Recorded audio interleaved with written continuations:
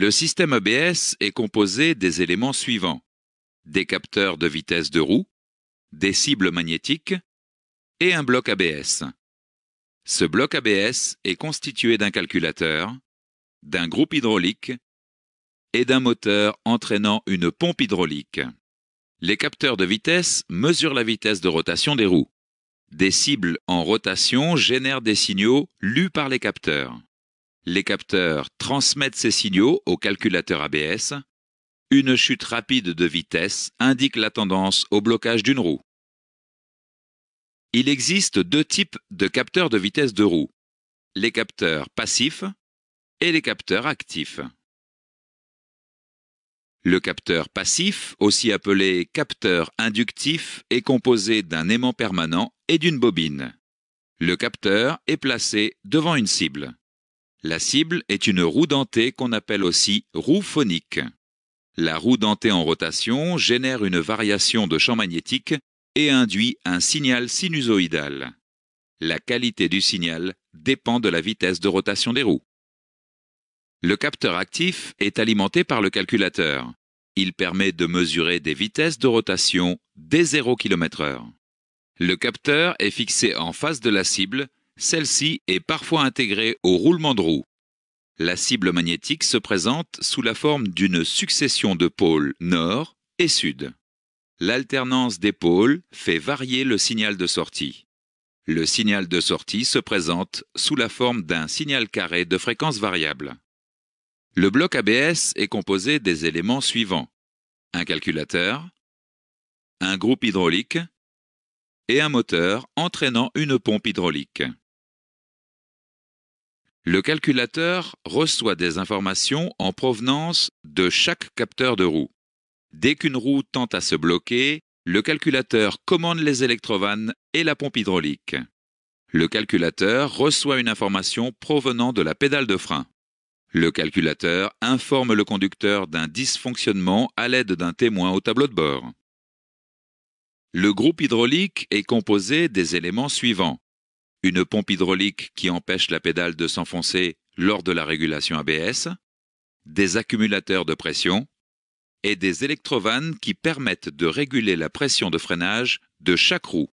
Chaque roue dispose d'une électrovanne d'admission et d'une électrovanne d'échappement. La présence de la régulation ABS sur les roues arrière élimine le besoin d'un compensateur de freinage.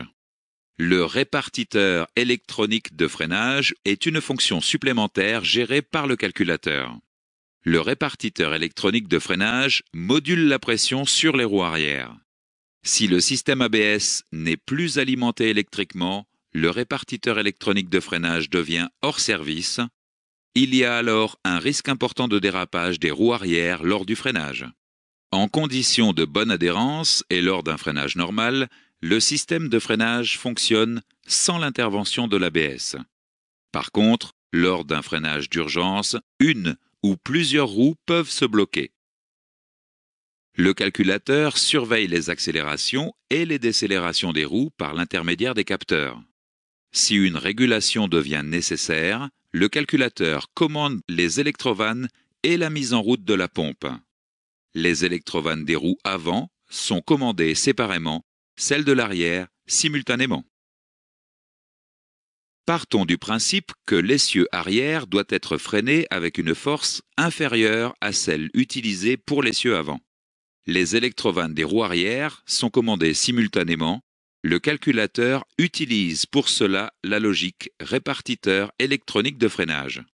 Le calculateur prend en compte l'information correspondant à la roue arrière qui tourne le moins vite. Cette fonction du calculateur porte le nom de Select Low. En plus d'allumer les feux arrière lors d'un freinage, le contacteur de stop envoie un signal au calculateur ABS. L'information du contacteur de stop permet au calculateur ABS de déterminer le début de freinage afin d'anticiper la régulation. De même, au relâchement de la pédale, l'information du contacteur de stop permet au calculateur de quitter une régulation ABS plus rapidement. Voyons maintenant un freinage sans régulation.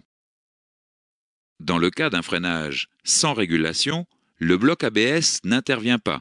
La pression de freinage s'établit au travers du groupe hydraulique. Au repos, les électrovannes d'admission sont ouvertes et les électrovannes d'échappement sont fermées. La montée en pression s'effectue dans le circuit et s'établit uniformément. Voyons maintenant la phase du maintien de pression. La montée en pression s'effectue dans le circuit. Dans ce cas, le glissement de la roue tend à dépasser le seuil. Le calculateur pilote la fermeture de l'électrovanne d'admission et isole le maître-cylindre de l'étrier de frein. L'augmentation de la pression de freinage pour cette roue devient impossible. Voyons maintenant la phase de réduction de pression. Si la roue arrive au point de blocage, le calculateur réduit la pression sur la roue concernée. L'électrovanne d'admission demeure fermée, l'électrovanne d'échappement s'ouvre et la pompe se met en marche. La chute de pression s'effectue instantanément grâce à l'accumulateur basse pression. L'action de la pompe permet de refouler le liquide emmagasiné dans l'accumulateur vers le maître-cylindre, empêchant ainsi à la pédale de s'enfoncer. Le refoulement provoque les pulsations ressenties à la pédale. Voyons maintenant la phase de remontée en pression. L'électrovanne d'échappement se ferme et l'électrovanne d'admission s'ouvre. Le maître-cylindre est à nouveau relié à l'étrier de frein. De nouveau, la pression remonte et la roue revient à son point de glissement. Plus la fréquence de régulation est rapide, plus la régulation de pression de freinage est fine.